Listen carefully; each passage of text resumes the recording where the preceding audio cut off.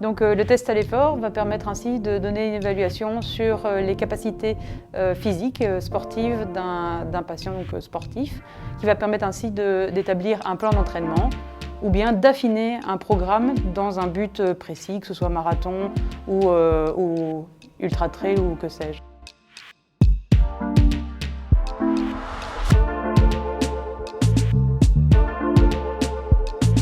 Je m'appelle Jean-Luc, j'ai commencé la course à pied en 2014. Actuellement j'ai donc 67 ans dans quelques mois. Alors pourquoi courir? Au départ je n'étais pas du tout destiné à faire des courses à pied, loin de là. J'étais un petit peu joueur de tennis et lors d'un petit repas festif de fin d'année avec la belle famille, eh bien l'endurance s'est avérée intéressante puisque le beau-frère étant médecin.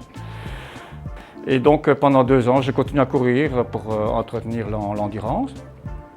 Et ensuite, j'ai voulu quand même faire des choses un peu plus sérieusement avec un programme bien établi. Format Fit, on peut le nommer. Et donc ça m'a permis de me structurer et de faire commencer des marathons.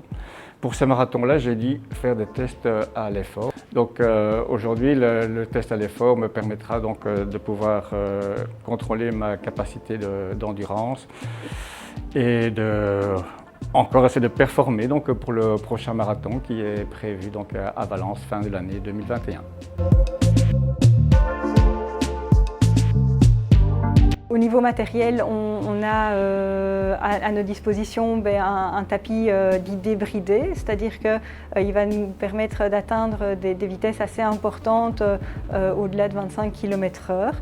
C'est sûr que tous les sportifs ne sont pas capables d'atteindre cette vitesse-là, mais il y a certains sportifs élites qui veulent pousser le vice jusque-là.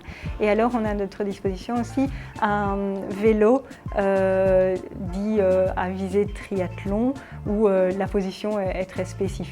Maintenant, c'est évidemment un vélo qu'on peut utiliser pour n'importe quel sportif de manière générale.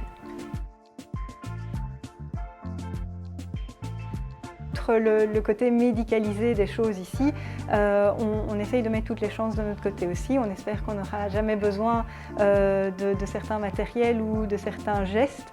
Mais il est vrai que les sportifs qu'on va accueillir ici sont des sportifs qui sont en bonne santé et donc on va pouvoir pousser très très loin au niveau de l'effort et on va vraiment viser un effort dit maximal ou sous-maximal. Et donc le risque d'avoir un problème, c'est chez ces sportifs-là. C'est si jamais il y a un problème, c'est chez eux qu'on va le rencontrer plus que chez quelqu'un qu'on ne pourra pas pousser au maximum. Dans ce cadre-là, évidemment, on a du matériel comme un défibrillateur automatique. Moi-même, dans ce cadre-là, je suis formée en secourisme et en gestes de premier secours et on a tout ce qu'il faut pour encadrer correctement les gens qui viennent passer le test ici et pour qu'ils soient vraiment sécurisés.